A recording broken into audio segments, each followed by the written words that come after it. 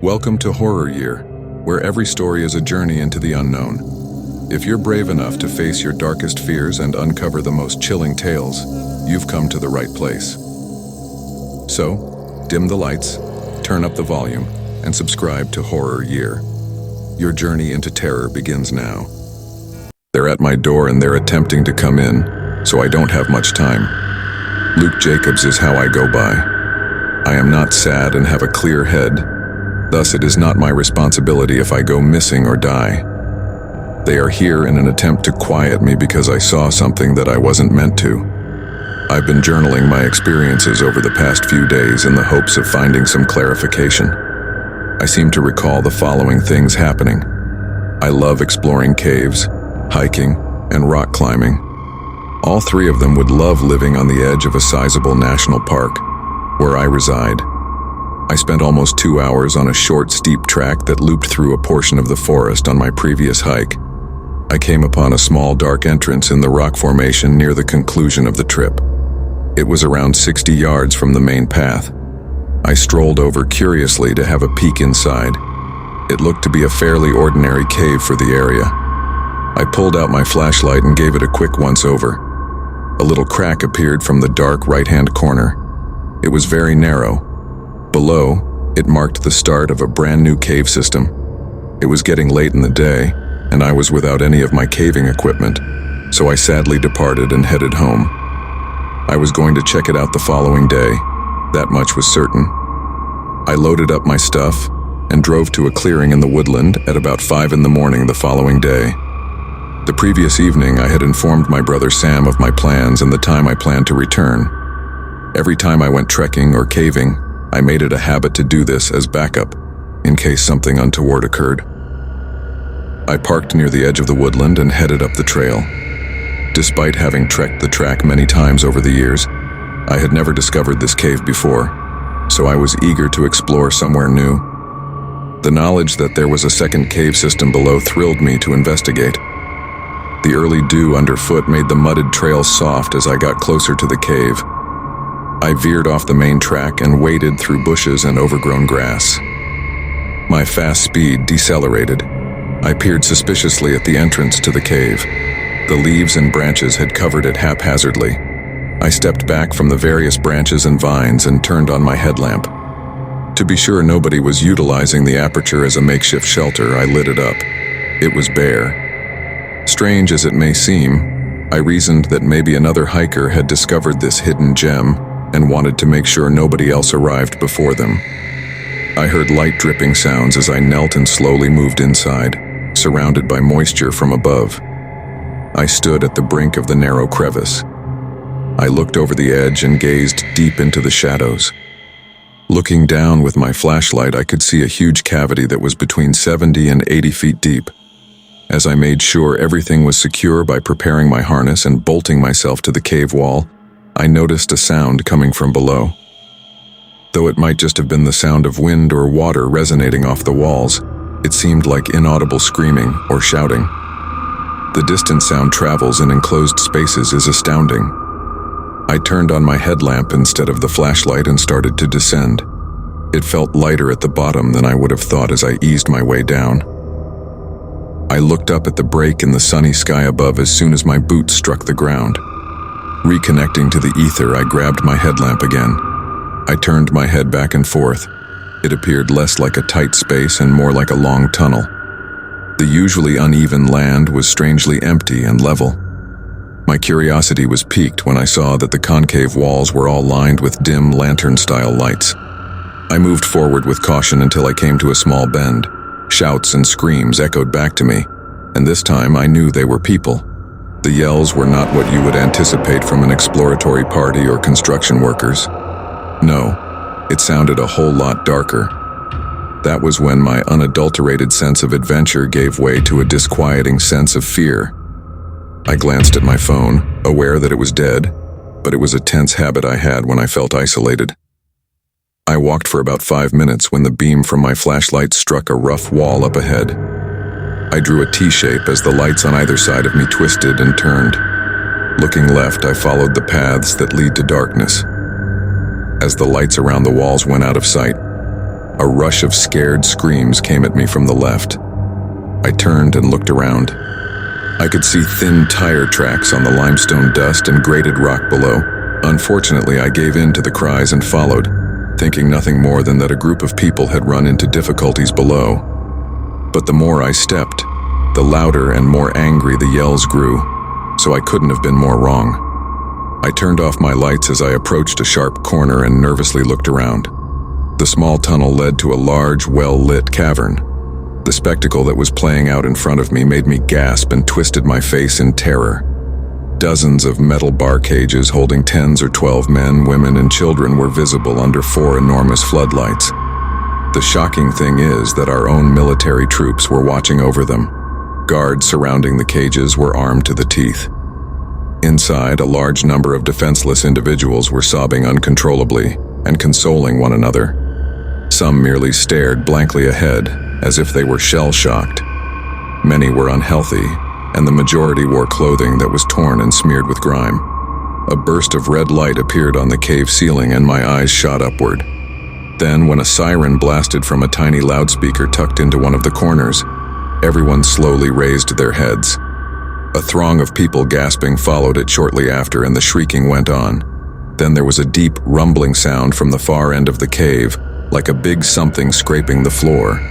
Then, 4 of the military soldiers began pulling a cage containing several individuals in the direction of a black spot on the distant side that appeared to be a slope leading to a different area of the cave.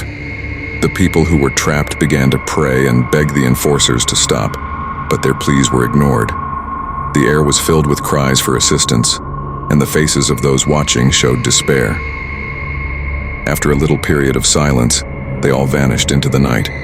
The sound of 4 military troops running out of the shadows was followed by heavy, rapid footsteps. The hapless captives let out horrifying screams in response. Then came the sharp noises of metal cracking and twisting.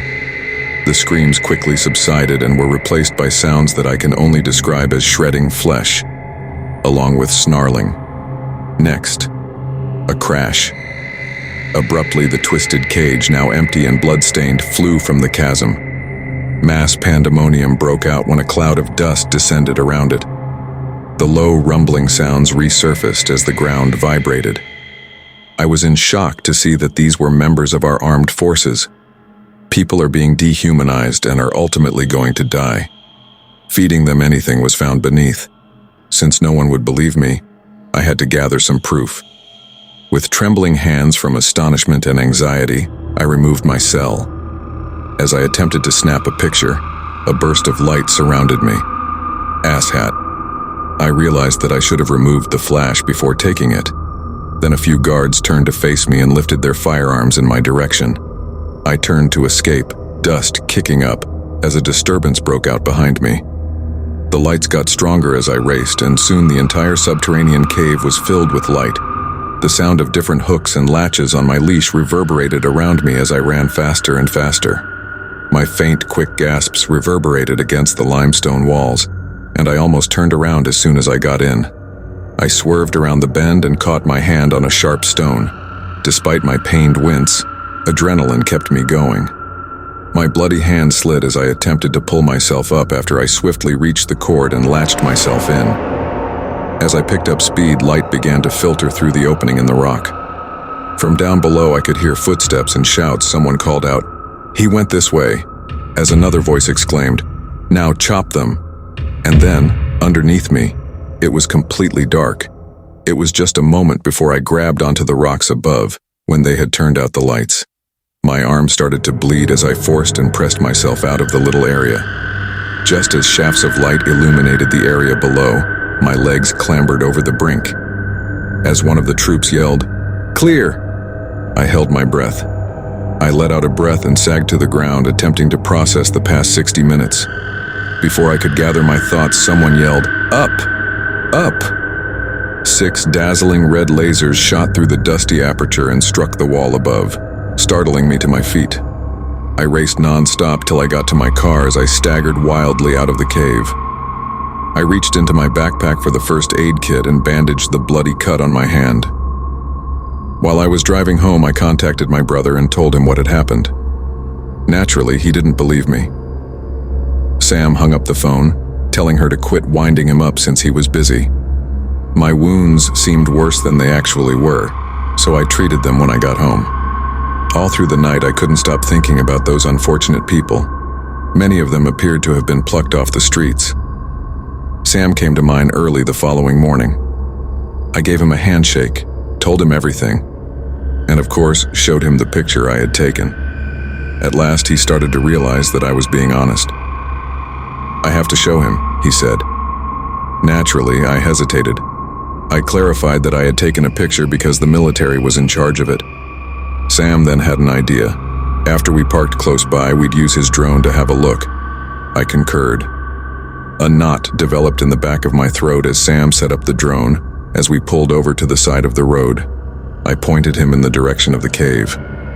He was streaming drone footage on his tablet, and both of us were staring at it nervously. I noticed the unkempt area outside the cave. I motioned for Sam to face the entryway of the cave. "What?" I said in shock. Rubble and loose rocks now filled the cave opening. It looked as though the entire rock face had collapsed. The screen turned dark, and the signal was lost as the camera video veered and plunged toward the ground. The drone had suffered some sort of mishap. After clambering back into the vehicle, Sam and I parted ways, and I headed home. I saw a black saloon automobile parked across the street from my house as night fell. There looked to be two people in suits occupying it. Looking through my blinds, I observed it and wondered, what were they doing there? They were just sitting there looking forward when they suddenly turned to face me. The sound of an engine starting coincided with my retreat, the blind slats springing shut. Then the automobile took off. I started work yesterday morning. In my rearview mirror, I noticed a black automobile halfway through my trip. It followed me, but I couldn't determine if it was the same. I made the decision to look. I immediately made 4 right turns, and up to the final turn, everything mimicked my movements. Just before I made it, the driver must have understood what I was doing and turned off. In order to make my location less evident, I parked a little ways away from the office. It seems ridiculous looking back, but if this was the government, they would be aware of my specific location and place of employment. As usual, I attended a number of meetings during the day. However, as 3 o'clock drew near, there was a knock on my office door. It was Kelly, the receptionist, who called to request an appointment because she had heard something strange earlier in the day. She described how 2 tall males entered the room. They were both wearing black suits and fedora-style hats. They were ready to wait and insisted on talking to me. Kelly said there was something weird and unsettling about them, and that I was spending the remainder of the day in meetings. The most unusual aspect was how similar they appeared to be identical twins. She had done the right thing, so I thanked her. I watched the video from the security cameras again. Yes, I did witness 2 men enter.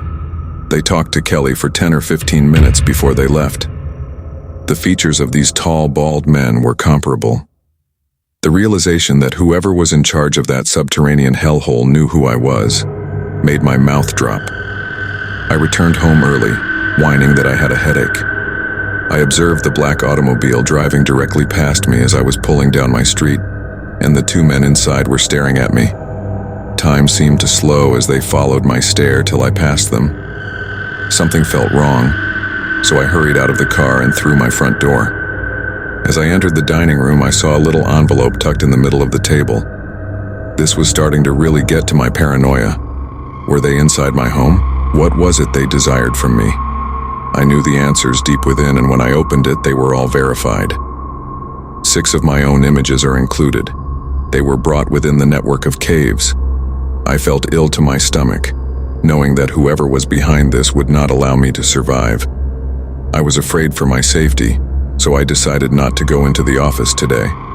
I spent the entire day stuck to my chair, looking at the pictures and attempting to figure out how to get out of this situation. It was dusk now. The black automobile was back, headlights beaming through my window. It was parked directly in front of my house when 2 doors opened. The dudes were unnerving. They approached my front door without saying anything. I peered through my blinds in horror, waiting. There were 3 loud bangs and the door trembled. We've all caught up now. Here I am in this crazy predicament. How could I have answered the door still? All of a sudden, there is silence. Far too silent. I'm presently blocking the doors, and I think I have a good chance of making it through the night. I'll give you additional answers if I make it. I'm hoping that the grainy picture I took down there would be sufficient evidence for someone to accept my story. Consider the worst has happened if you do not hear from me.